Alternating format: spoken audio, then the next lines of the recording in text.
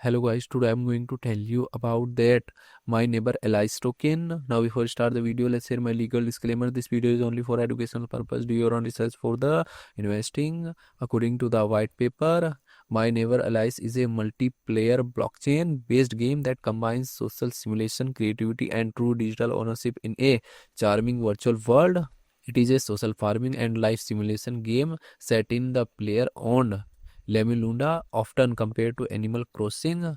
This game is built on Chromia relational blockchain, enabling a fully on-chain world with zero gas fees for players.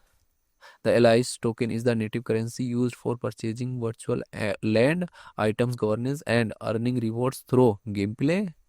MyNeighborAlice project institution rating is 3.9 and this project audited by Ceritic. MyNeighborAlice token total supply is 100.3 million and circulating supply is also 100.3 million Alice token.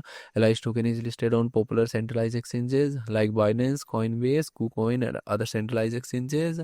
If I share my opinion with you, then this project up to 80% chances. If I share my opinion with you, then this project up to 85% chances is that it is a legit or good project. So guys, don't take my opinion as a financial advice. Do your own research for the investing. Thanks for watching.